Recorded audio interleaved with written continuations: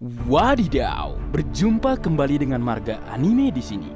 Di mana pada kesempatan kali ini Marga Anime mencoba membedah beberapa informasi menarik yang terdapat dalam One Piece spoiler chapter 1114 yang berjudul Icarus Wings. Baik, tanpa berlama-lama lagi, mari kita lanjut berlayar.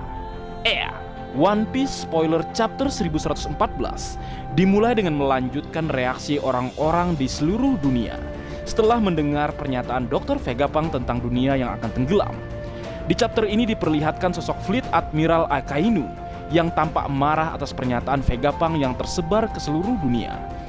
Akainu menyadari bahwa situasi dunia One Piece saat ini sangat kacau. Lalu di laut yang dalam, tepatnya penjara laut Impel Down, kita diperlihatkan sosok yang kita tunggu-tunggu, yaitu Don Quixote Doflamingo, bereaksi terhadap pernyataan Dr. Vegapunk dan berbicara kepada Magellan bahwa mereka yang berada di bawah sana harus pergi ke tempat yang lebih tinggi. Wadidaw, tampaknya Doflamingo berbicara kepada Magellan seolah-olah mereka harus keluar dari Impel Down dalam waktu dekat. Mengingat kondisi lautan One Piece makin tinggi, hal ini membuat Marga Anime berpikir akan terjadi kekacauan hebat di Impel Down, yaitu pembobolan penjara bawah laut volume ketiga yang akan dipimpin oleh Doflamingo. Dari reaksi Doflamingo di chapter 1114 dan reaksi dirinya di chapter 956 membuat kita sepakat bahwa Doflamingo yang akan memicu para tahanan Impel Down untuk bergerak dengan membeberkan informasi tentang harta karun yang terdapat di Tanah Suci Marizoa. Dengan itu, Doflamingo akan mendapatkan sekutu kuat seperti King, Queen, dan Edward Biville. Kemungkinan juga berada di penjara bawah laut Impel Down dan bergabung dengan Doflamingo. Ingat sebelumnya, kita pernah berteori bahwa Doflamingo akan keluar dari Impel Down dan bergabung dengan Crossquill. Dan di chapter 1114 inilah dimulainya pemicu dan alasan kenapa Doflamingo akan kabur dari penjara bawah laut Impel Down. Menarik untuk ditunggu. Kemudian berlanjut. Di chapter kali ini, Dr. Vegapunk kembali berbicara tentang permukaan bumi akan naik menjadi 1 meter akibat gempa yang terjadi beberapa waktu yang lalu.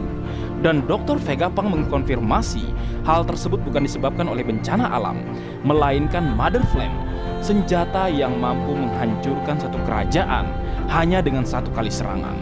Jadi tampaknya Dr. Vegapunk mengungkapkan kepada dunia tentang ulah yang dilakukan oleh pemerintah dunia.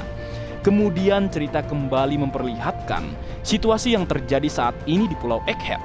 Tepatnya Gorosei Sainjay Garcia Saturn yang maju untuk menghancurkan Denden Mushi, siaran Dr. Vegapunk, dan memasuki Mother Flame.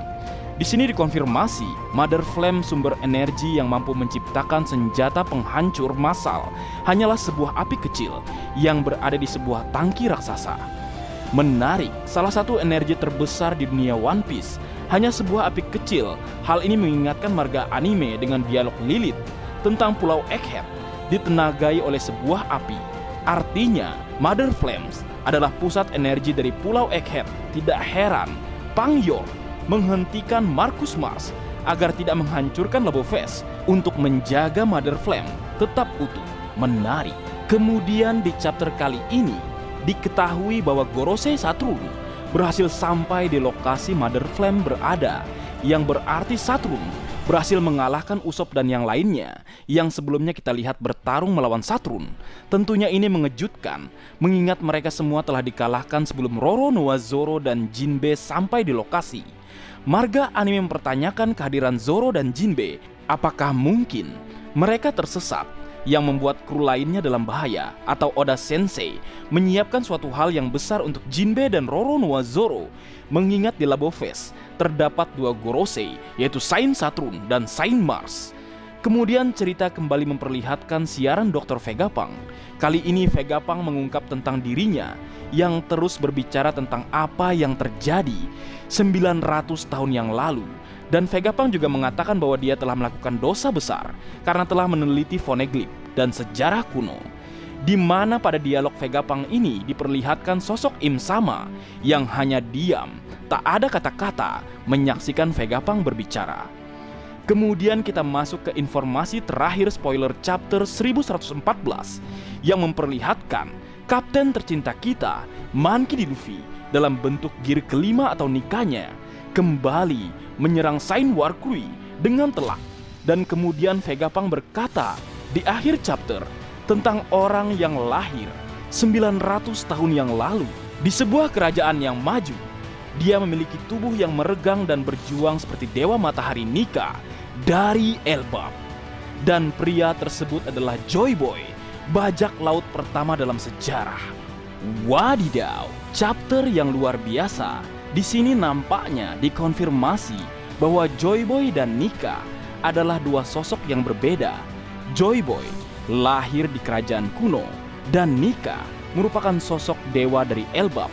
Dan di sini Joy Boy digambarkan sebagai sosok yang menyerupai Nika, sama halnya dengan Luffy saat ini digambarkan sebagai sosok yang menyerupai Nika sebagai dewa matahari.